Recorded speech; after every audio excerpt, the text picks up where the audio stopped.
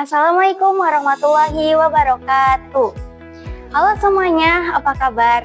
Tanpa basa-basi lagi, saya perkenalkan, saya Siti Rofiatul Sadia, saya kelas 11 jurusan Asisten Keperawatan dari SMK Sopa sebagai perwakilan LKS di bidang Health and Social Care Kabupaten Tasikmalaya. Selamat datang saya ucapkan untuk Anda yang menonton video ini, kamu beruntung. Karena kita akan mengupas tentang penyakit stroke akibat hipertensi. Nah, sebelumnya, kalian tahu tidak mengapa hipertensi menjadi penyebab terjadinya stroke? Kalau begitu, tonton sampai selesai video ini. Baik, pada minggu lalu, saya melihat seorang lansia dengan usia 70 tahun, beliau meninggal karena stroke akibat hipertensi. Nah, dari kejadian tersebut, saya bertanya dan penasaran, mengapa sih hipertensi menjadi penyebab utama terjadinya stroke? Tentu kalian juga penasaran kan? Mari kita ketahui lebih dalam lagi. Baik, masalah kesehatan, khususnya penyakit degeneratif pada lansia yang sering terjadi meliputi hipertensi. Hipertensi ini menempati peringkat pertama dengan persentase 63,5%. Kemudian ada diabetes dengan 57% dan selanjutnya ada stroke dengan 4,4%. Yang dimana stroke sendiri menempati peringkat ketiga di Indonesia setelah asma dan kanker. Masyarakat sekitar utamanya lansia sering mengalami stroke. Apa sih faktor penyebab terjadinya stroke? Tidak lain dan tidak bukan yaitu hipertensi. Mengapa demikian? Ada satu prevalensi stroke yang secara global yaitu berdasarkan Stroke Forum pada tahun 2015, 15 juta orang terkena stroke setiap tahunnya. Nah, sepertiganya meninggal dunia dan sisanya cacat permanen. Nah, di Indonesia sendiri kita telah tahu kan ya, stroke itu menempati peringkat ketiga setelah asma dan kanker dengan persentase 4,4%. Nah, namun di Kota Batam memiliki lansia dengan jumlah kasus terbanyak yaitu 2085 kasus stroke pada lansia. Apa sih yang menjadi faktor terjadinya stroke? Salah satunya adalah hipertensi.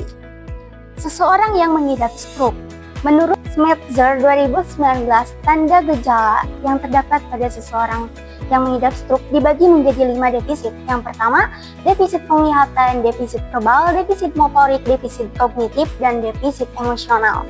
Nah, stroke dapat dicegah dengan cara berhenti merokok, menghindari alkohol, dan penyalahgunaan obat-obatan. Perjalanan hipertensi menuju stroke sangatlah mudah, yang dimana ada 3 pemeran utama yang menyebabkan stroke.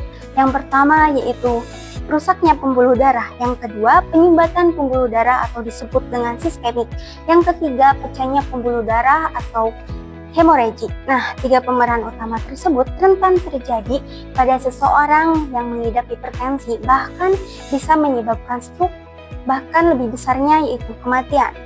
Sungguh merinding bukan? Nah, but don't worry guys, while their life, their hope. Untuk kalian yang menonton video ini, saya akan beri tips cara pencegahan dan diet yang baik untuk seseorang yang mengidap stroke. Apa saja? Mari kita simak dengan skip video ini. Yang pertama yaitu atur gaya hidup Anda menjadi gaya hidup yang sehat. Yang kedua, pola makan yang seimbang. Yang ketiga, atur stres Anda atau manajemen stres. Yang ketiga yaitu stop smoking buat Anda yang merokok. Yang keempat, pemeriksaan kesehatan secara rutin, baik di rumah sakit ataupun puskesmas terdekat. Yang kelima, yaitu pratinjau atau meninjau kesehatan resiko atau faktor yang bisa menyebabkan stroke seperti hipertensi. Nah, kalian harus bisa menjaga tekanan darah Anda supaya ada dalam batas normal. Yang kedua, yaitu tips diet yang dianjurkan adalah mengkonsumsi sayur dan buah-buahan, nasi merah, dan susu rendah lemak. Perawatan yang harus dilakukan pada pasien lansia dengan stroke adalah perawatan fisik seperti latihan gerak range of motion atau disingkat menjadi ROM, dan okupasi agar pasien mandiri. Nah, untuk kalian, tahu gak sih berapa rentan normal tekanan darah? Akan saya beritahu ya, rentan normal tekanan darah yang pertama yaitu normalnya 120/80 mmHg atau milimeter Hg raksa.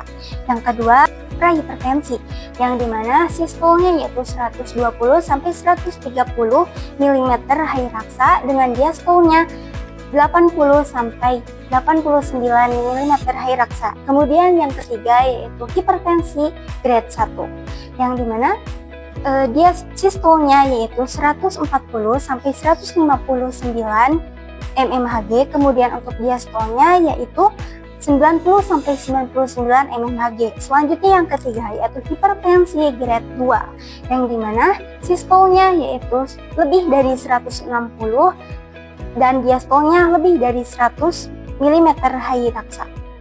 Jadi itu guys, tahapan-tahapan atau batas normal tekanan darah pada manusia. So, pada akhirnya kita tahu bahwa hipertensi dan stroke awalnya adalah penyakit kardiovaskular yang dimana bisa menyebabkan stroke pada lansia. Baik itu disebabkan oleh kerusakan, penyumbatan, atau pecahnya pembuluh darah. Buat kalian yang terkena hipertensi atau stroke, jangan takut mati karena selama nyawa masih di kandung badan, masih ada solusi untuk mengatasinya. Akhir kalimat yang bisa saya sampaikan, mohon maaf masih banyak kesalahan yang saya sampaikan dalam materi, karena sejatinya saya adalah manusia biasa yang tidak luput dari kesalahan. Akhir kalimat, akhir kata, wassalamualaikum warahmatullahi wabarakatuh.